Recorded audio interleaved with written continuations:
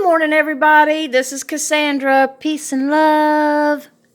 I hope everybody's doing great today. It's a beautiful day, and I'm starting off this morning by making the perfect homemade from scratch brownies. The reason I want to get them made this morning is so they'll have plenty of time to cool down. So when my son comes home from work, he and my husband can have one of their most favorite things that I make, and that is homemade brownies from scratch. Do you ever just get to the point where you want a brownie, but you don't want icing or sprinkles on it? You just want one of those good pieces of brownies that has that shiny crust on the top, and it's just delicious and simple and just mouth-watering and just so flavorful, and it's just a really good brownie. Well, I've got that recipe right here for you today. It took me years to perfect this recipe, and I'm so finally glad that I did. So, let's get started. In this bowl, I have a half a cup of all-purpose sifted flour, and I sifted my flour twice. And to this bowl, we are going to add, let me just move everything around a little bit so you can see exactly what I'm doing. To this half a cup of sifted flour that I sifted twice, I have 1 cup of granulated white sugar. We're just going to pour it in there. Now we're going to add 1/3 of a cup of cocoa powder, and I did sift this cocoa powder.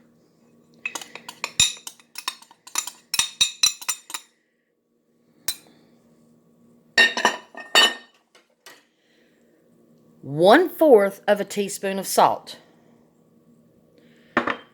1/4 of a teaspoon of baking powder that has been sifted. Now we're going to stop right here. I'm going to take my whisk and I'm going to combine these ingredients until they are fully and nicely incorporated, ensuring that there are no lumps.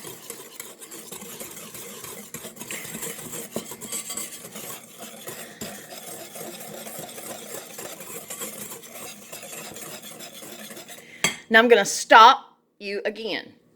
At this point, if you're not ready to make brownies, you can put your combined ingredients in a Ziploc bag or a mason jar or any type of container that you preference, label it, and put what you need to add to make brownies. So you can actually make your brownie mix ahead of time, which I think is really cool. And I cannot wait until my husband and I find the house that we want, because I'm going to get a really nice pantry, and I'm going to be making this ahead of time. So I'm probably just going to put it in like little bags and put it like in a container, because this is one serving. This is one recipe right here. So, okay. Now, to the brownie mixture, and you can see it's very nice and incorporated. It looks really good. Oops. Well, I'm glad I showed you that. We don't want that. We don't want any white showing. We want it to be fully incorporated. So I'm glad I did that. I'm glad I tilted my bowl. Let's do that again. Let's make sure everything's incorporated. Okay, cool. It is. Go through it one more time, just to be on the safe side.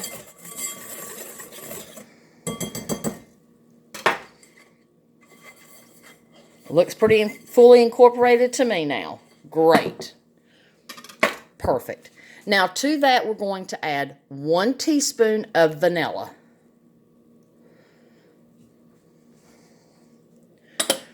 A half a cup of vegetable oil.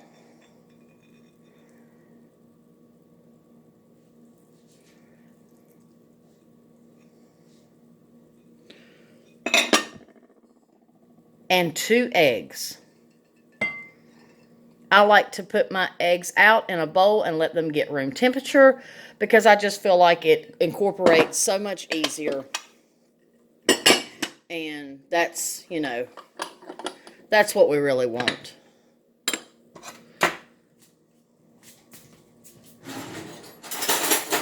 Now, I'm just going to take a big fork, a dinner fork, if you will, and I'm just going to stir all this together. And incorporate it really well.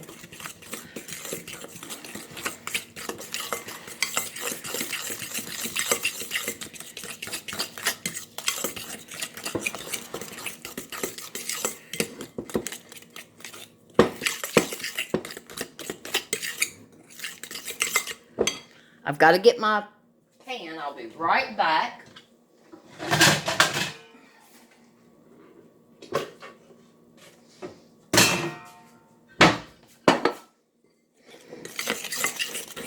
See how shiny that looks?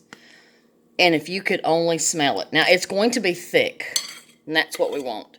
You're going to feel the granules of the sugar in there. You don't have to worry about that. They're going to melt and cook away, cook off. Now, I'm going to take my cake release, and I'm going to thoroughly, let's just push that back just for a minute so you can see what I'm doing. I took this out of the refrigerator, and it's nice and smooth and creamy. And I'm just going to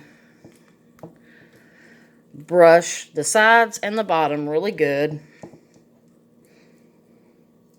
Anytime I have to grease anything, even if it's for baking bread, I use this because it's flavorless.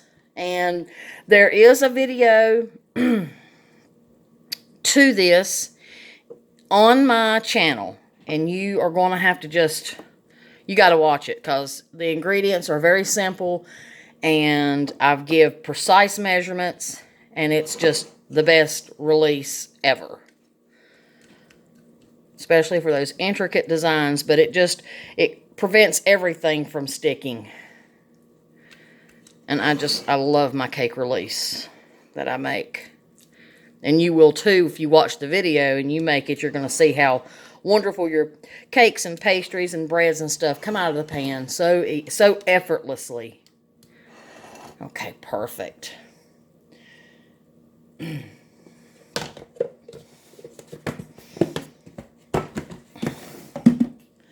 Okay.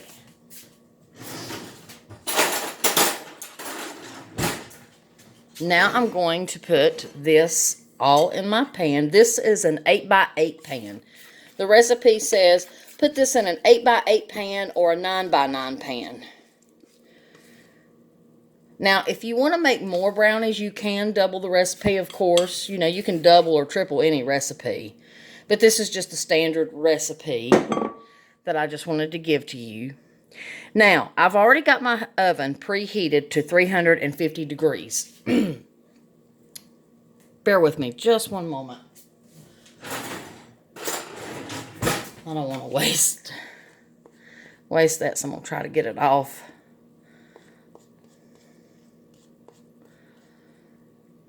Perfect. Okay, so you can tell that it's going to have a shiny top because it's already shiny. Isn't that wonderful? Let me put this in the oven and then I'll tell you the rest.